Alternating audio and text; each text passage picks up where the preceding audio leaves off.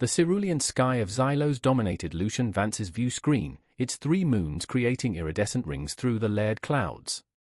He straightened the collar of his uniform, the fabric still unfamiliar even after 7 months of interstellar travel.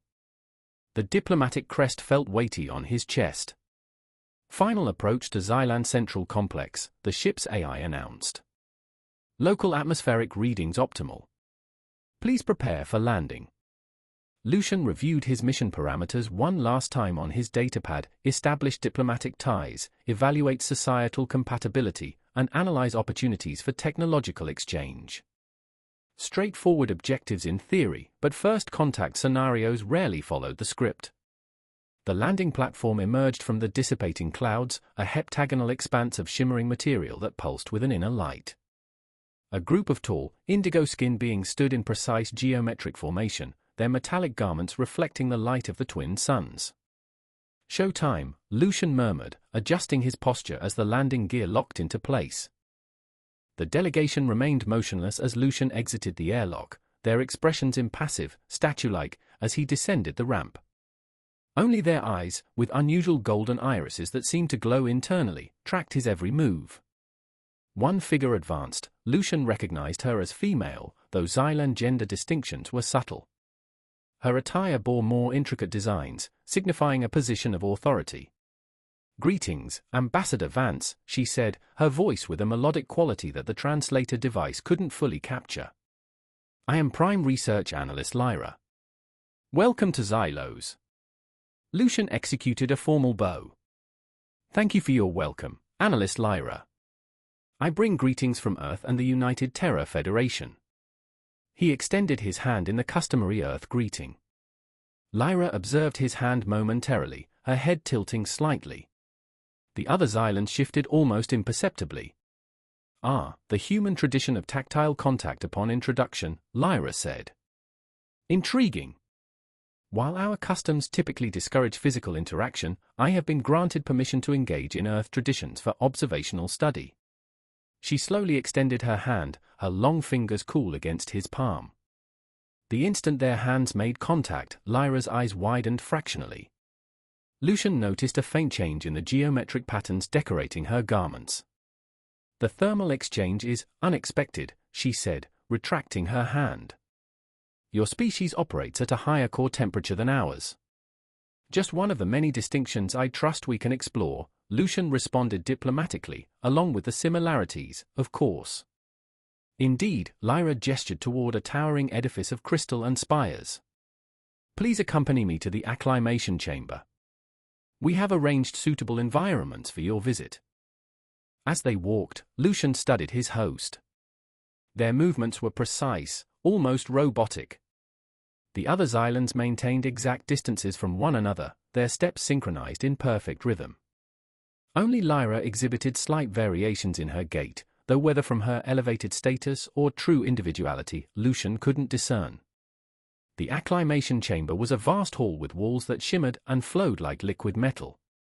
Holographic displays appeared and disappeared in intricate patterns that Lucian sensed held meaning he couldn't yet interpret. "Your quarters have been configured to Earth-standard atmospheric and gravitational conditions," Lyra explained, leading him to a designated area. "Although we advise limiting exposure to our native environment initially." "Very considerate." "Thank you," Lucian surveyed the room. "I've noticed a preference for heptagonal patterns in your architecture. Is that purely aesthetic or is there a functional basis?" Lyra's expression shifted almost invisibly, the first true change of demeanor he'd witnessed from any of them. "You are perceptive, Ambassador. The heptagonal paradigm reflects optimal efficiency in our society. Every facet of Xylan life is organized to eliminate waste and maximize productive output." "Including emotional responses?" Lucian asked cautiously. The other Xylan stiffened slightly. Lyra's robe patterns flickered subtly. "Emotions are unproductive," she replied. "Our forebears developed technologies to regulate such disturbances. This allows us to concentrate on progress rather than being sidetracked by transient chemical fluctuations." "I understand," Lucian maintained a neutral tone. "Earth explored similar methods in our history. We found that emotions, while occasionally challenging, also fuel ingenuity and creativity. They're part of what makes us human. Fascinating, Lyra's golden eyes focused on him with renewed intensity. You embrace inefficiency as a positive attribute? We embrace our humanity, Lucian smiled. All of it, including the complicated aspects. Speaking of which, I hope you will join me for a meal sometime. Sharing a meal is an important Earth tradition for fostering trust. Sharing a meal, Lyra's brow furrowed slightly. You refer to the communal consumption of nutrients. Another curious practice. She paused, then added, I would be interested in observing this tradition for research purposes, naturally. Of course, Lucian agreed, noticing the subtle emphasis she placed on her research purposes, as if justifying her curiosity to the other Xylans present. We have arranged a schedule of formal interactions, she continued, gesturing at a holographic display that materialized between them. However, I have been granted the authority to modify parameters as needed to facilitate optimal cultural exchange. I appreciate the flexibility, Lucian said. In my experience, the most insightful diplomatic discoveries often emerge from less formal interactions. Something glimmered in Lyra's eyes, curiosity, interest, it vanished too quickly to be certain. A most unorthodox approach, she said, but perhaps. The other Xylans exchanged glances, the first instance of unprompted communication he had witnessed among them. For the time being, you should rest and acclimate, Lyra said. Integration protocols will commence tomorrow at sunrise. The sapphire sky of Xylos filled Elias Thorne's view screen, its two moons casting prismatic halos through the multilayered cloud cover. He smoothed the unfamiliar fabric of his uniform collar, still stiff even after 6 months of interstellar transit. The diplomatic emblem felt weighty on his chest. Final approach to Xylan Central Nexus, the ship's AI announced. Atmospheric readings within acceptable parameters. Please prepare for descent. Elias reviewed his mission objectives one last time on his datapad, establish formal relations, gauge cultural compatibility, and explore prospects for technological partnership. Clear goals on the surface, but first contact scenarios rarely unfolded as planned. The landing platform emerged from the dissipating clouds, a hexagonal expanse of crystalline material, pulsing with an internal luminescence. A group of tall, azure-skinned beings stood in perfect geometric arrangement, their metallic garments reflecting the light of the setting sun. Here we go, Elias murmured, bracing himself as the landing gear locked into position. The delegation remained motionless as Elias exited the airlock, their expressions impassive, almost statue-like, as he descended the ramp. Only their eyes, with unusual silver irises that seemed to emit an inner glow, followed his every move. One figure stepped forward. Elias recognized her as female, though Xylan gender distinctions were subtle. Her garments bore more intricate patterns, indicating a higher status. Greetings, Ambassador Thorne, she said, her voice with melodic undertones that the translator couldn't quite capture. I am Lead Research Officer Ilara. Welcome to Xylos. Elias executed a formal bow. Thank you for your hospitality, Officer Ilara. I bring greetings from Earth and the United Planetary Council. He offered his hand in the traditional Earth greeting. Ilara observed his hand for a moment, her head tilting slightly. The other Xylans shifted almost imperceptibly. Ah, the human practice of physical contact upon meeting, Ilara said. Intriguing. Although our customs generally discourage such interaction, I have been given dispensation to engage in Earth practices for observational analysis. She extended her hand slowly, her long fingers cool to the touch. The instant their hands met, Ilara's eyes widened slightly. Elias noticed a faint ripple in the geometric patterns embellishing her garments.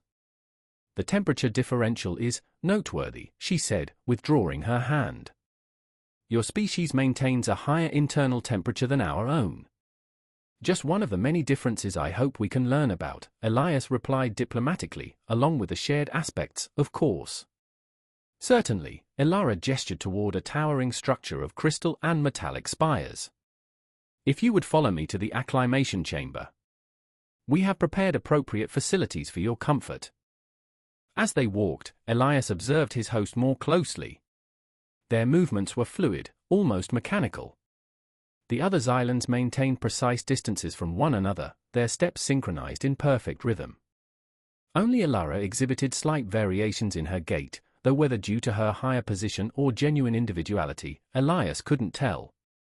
The acclimation chamber was a spacious hall with walls that shifted and flowed like molten metal.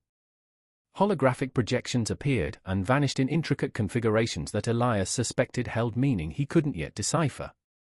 Your accommodations have been adjusted to Earth's standard atmospheric and gravitational conditions, Elara explained, guiding him to a designated area.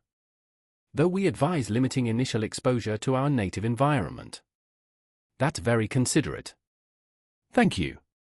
Elias looked around the chamber. I've observed a tendency towards hexagonal patterns in your architecture. Is that purely aesthetic, or does it have a functional basis? Elara's expression changed almost invisibly, the first genuine shift in demeanor he detected from any of them. You are perceptive, Ambassador. The hexagonal paradigm reflects optimal efficiency in our society. All aspects of Xylan life are designed to eliminate waste and maximize productive results. Even emotional responses? Elias asked carefully. The other Xylan stiffened slightly. Elara's robe patterns flickered subtly. Emotional responses are counterproductive, she said. Our ancestors devised methods to manage such disruptions. This allows us to focus on progress instead of being diverted by transient biochemical states. Interesting, Elias maintained a neutral tone. Earth explored similar methods in our past. However, we found that emotions, while occasionally disruptive, also inspire innovation and creativity. They are an integral part of what makes us human. Intriguing, Elara's silver eyes focused on him with renewed intensity. You consider inefficiency a desirable attribute? We value our humanity, Elias smiled. All of it, even the less straightforward parts. Speaking of which, I hope you will dine with me sometime. Sharing a meal is a valued tradition on Earth for developing trust. Sharing a meal, Elara's brow furrowed slightly. You speak of the communal intake of sustenance. A curious practice. She paused, then added, I would be amenable to observing this tradition for research purposes, naturally. Of course, Elias agreed, noticing the slight emphasis she placed on research purposes, as if justifying her interest to the other Xylans present. We have prepared a program of formal interactions, she continued, indicating a holographic display that appeared between them. However, I have been given authorization to adjust parameters as required to optimize cultural exchange. I appreciate that flexibility, Elias said. In my experience, the most valuable insights often emerge from less structured interactions. Something glimmered in Elara's eyes, curiosity, intrigue, it vanished too quickly to be certain. A rather unorthodox approach, she said, but perhaps worthy of exploration. The other Xylans exchanged glances, the first instance of spontaneous communication he had witnessed among them. For now, you should rest and acclimate, Elara said. Integration procedures will commence tomorrow at sunrise. The cerulean expanse of Zoria filled Noah Bennett's viewport, the twin moons creating iridescent rings around the stratified clouds. He straightened the unfamiliar fabric of his uniform collar, still stiff after 7 months traversing the stars. The diplomatic crest felt heavy against his chest. Final approach to Zarian Capital Complex, the ship's AI announced. Atmospheric readings within established parameters. Prepare for descent. Noah reviewed his mission parameters one final time on his datapad, initiate diplomatic contact, evaluate cultural congruency, assess potential for technological collaboration. Simple objectives on paper, but first contact scenarios rarely adhered to the plan. The landing platform materialized through the dissipating clouds, a heptagonal structure of shimmering crystalline material, pulsing with an inner luminescence. A group of tall, sapphire-skinned beings stood in perfect geometric formation, their metallic garments reflecting the light of the twin suns. Here we go, Noah murmured, bracing himself as the landing gear locked into place. The delegation remained motionless as Noah exited the airlock, their expressions inscrutable, statue-like, as he descended the ramp. Only their eyes, with unusual silver irises that seemed to emit an inner light, followed his every move. One figure advanced. Noah recognized her as female, though Zarian gender distinctions were subtle. Her attire bore more elaborate designs, signifying a position of authority. "Greetings, Ambassador Bennett," she said, her voice carrying melodic undertones that the translator device couldn't fully convey. "I am Primary Research Officer Celine. Welcome to Zoria." Noah executed a formal bow. "Thank you for your welcome, Officer Celine. I bring greetings from Earth and the United Earth Federation." He offered his hand in the traditional Earth greeting. Celine observed his hand for a moment, her head tilting slightly. The other Zarians shifted almost imperceptibly. "The human custom of physical connection upon introduction," Celine said. "Intriguing. While our protocols typically discourage physical exchange, I have received authorization to engage in Earth customs for observational purposes." She slowly extended her hand, her long fingers surprisingly cool to the touch. The instant their hands made contact, Celine's eyes widened slightly. Noah noticed a subtle shift in the geometric patterns embellishing her garments. "The temperature variance is noteworthy," she said, retracting her hand. "Your species functions at a higher core temperature than our own."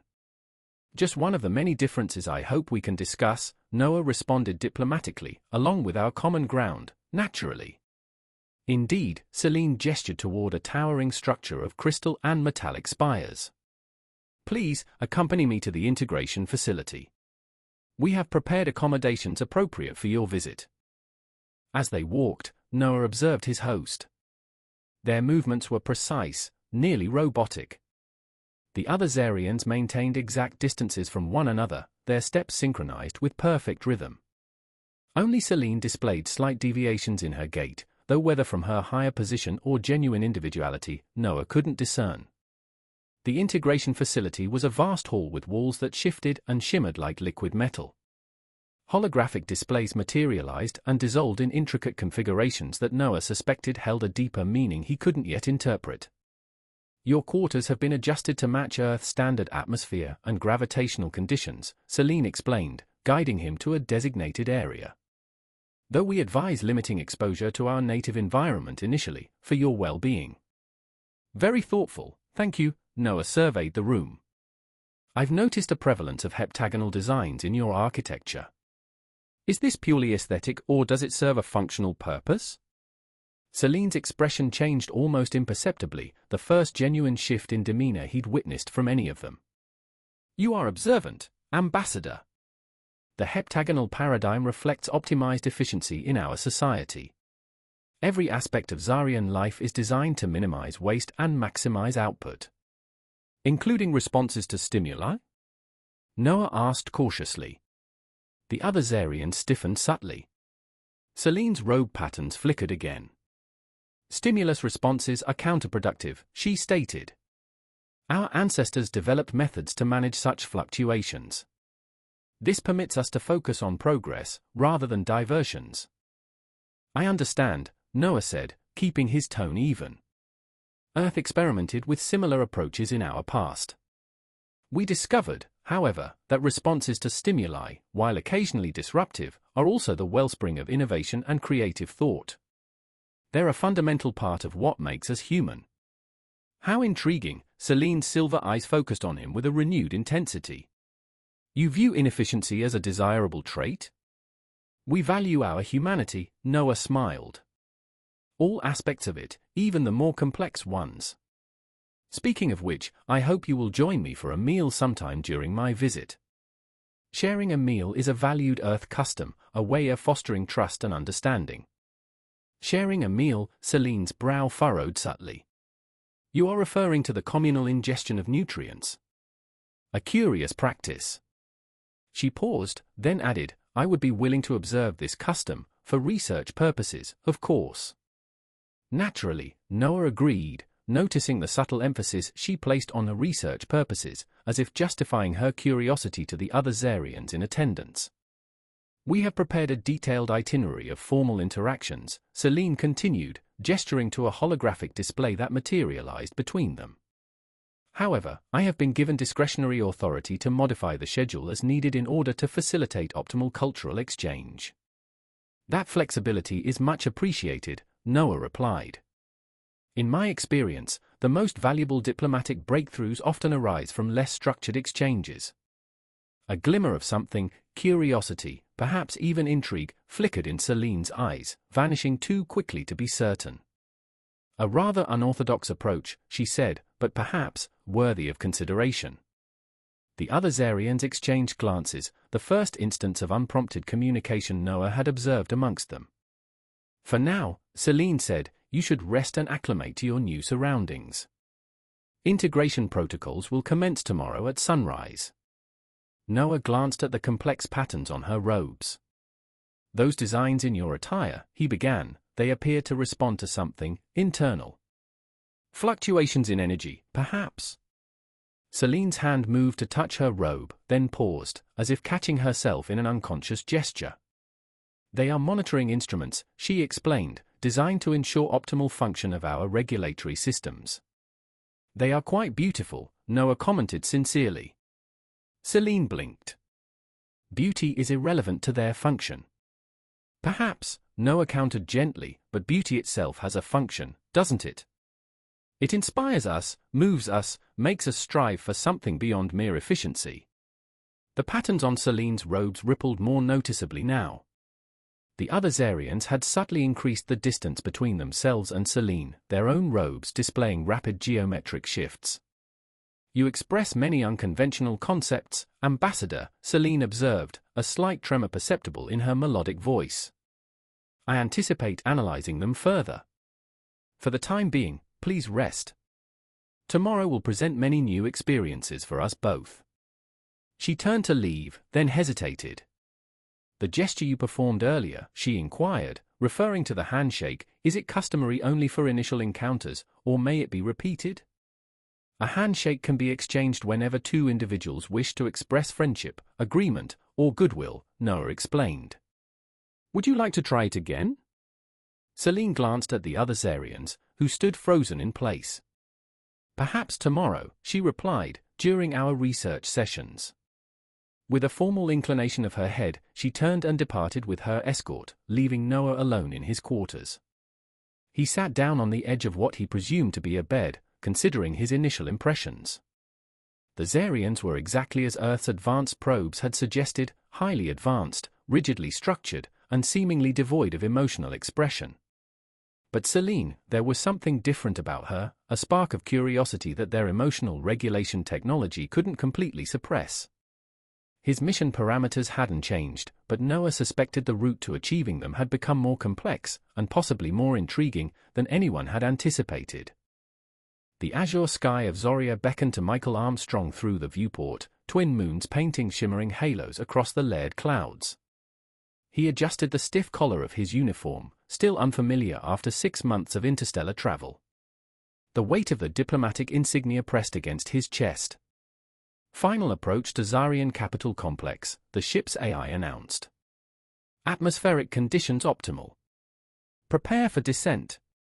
Michael reviewed his mission parameters one last time, establish diplomatic ties, assess cultural compatibility, and explore potential for technological exchange. Straightforward goals in theory, but first contact scenarios rarely played out as planned. The landing platform resolved from the dissipating clouds, a hexagonal expanse of crystalline material, pulsing with an inner light. A group of tall, blue-skinned beings stood in a precise geometric formation, metallic robes catching the light of the setting sun. Show time, he murmured, bracing himself as the landing gear engaged. The delegation remained motionless as Michael emerged from the airlock, their faces impassive, statue-like, as he descended the ramp. Only their eyes, with distinct silver irises that seemed to glow from within, followed his every move. A single figure stepped forward. Female, Michael observed, though Zarian gender distinctions were subtle. Her robes displayed more intricate patterns than the others, signifying a higher status. Greetings, Ambassador Armstrong, she said, her voice carrying melodic undertones that the translator couldn't fully capture. I am Primary Research Officer Leia. Welcome to Zoria. Michael executed a formal bow. Thank you for your hospitality, Officer Leia. I bring greetings from Earth and the United Planetary Council. He extended his hand in the traditional Earth greeting. Leia observed his outstretched hand, her head tilting slightly. The other Zarians shifted almost imperceptibly. The human custom of tactile connection at introduction, Leia remarked. Fascinating. While our protocols generally discourage physical contact, I have authorization to participate in Earth customs for research purposes.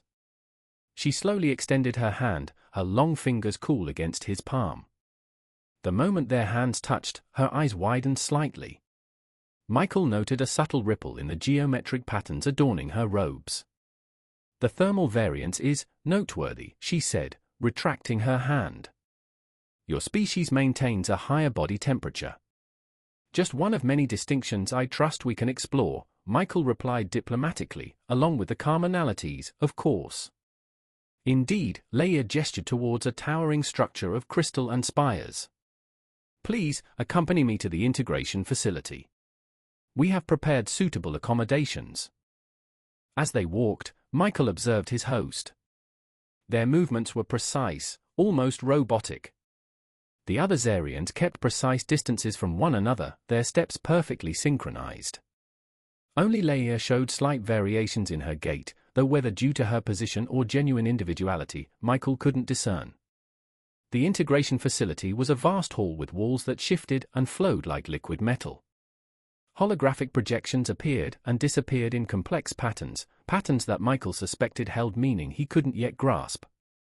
Your quarters have been adjusted to Earth's standard atmosphere and gravity, Leia explained, leading him to a designated area. Though we recommend limiting initial exposure to our native environment. Very thoughtful of you. Thank you. Michael surveyed the room. I've observed a preference for hexagonal patterns in your architecture. Is that purely aesthetic or functional? Leia's expression shifted minutely, the first true change of demeanor he'd witnessed. You are observant, Ambassador. The hexagonal paradigm reflects optimal efficiency in our society. Every aspect of Zarian life is structured to eliminate waste and maximize output. Even emotional responses? Michael inquired carefully. The other Zarian stiffened subtly. Leia's robe patterns flickered. Emotional displays are inefficient, she replied. Our ancestors developed techniques to manage such disruptions. This allows focus on advancement, not transient biochemical states. Interesting, Michael maintained a neutral tone. Earth explored similar techniques in our past. We found that emotions, though challenging at times, are also a source of creativity and innovation. They're integral to what makes us human. Fascinating, Leia's silver eyes focused on him with renewed intensity. You consider inefficiency a positive attribute? We embrace our humanity, Michael smiled. The complexities as well. Speaking of which, I hope you will dine with me sometime. Sharing a meal is an important Earth custom for fostering understanding. Sharing a meal, Leia's brow furrowed slightly. You mean the communal intake of nutrients? A curious practice. She paused, then continued, I would be willing to observe this custom, naturally, for research purposes. Of course, Michael agreed, picking up on the subtle emphasis on a research purposes, a justification, perhaps, to her colleagues. We have prepared an itinerary of formal interactions, she indicated a holographic display that shimmered between them, but I am authorized to modify the schedule as needed to facilitate optimal cultural exchange. I appreciate that flexibility, Michael responded. In my experience, the most insightful diplomatic discoveries happen outside formal settings. Something flickered in Leia's eyes, curiosity, perhaps interest, but it vanished too quickly to be certain. A most unconventional approach, she remarked, but perhaps worthy of exploration. The other Zarians exchanged glances, the first spontaneous communication he'd observed amongst them. For the moment, you should rest and acclimate, Leia suggested. Integration protocols begin tomorrow at sunrise. Michael noticed her robe pattern shift again, subtly, almost imperceptibly. He found himself looking forward to tomorrow, and to learning more about this intriguing society, and especially about Leia. The mission had just begun, but it already felt different from anything he had anticipated.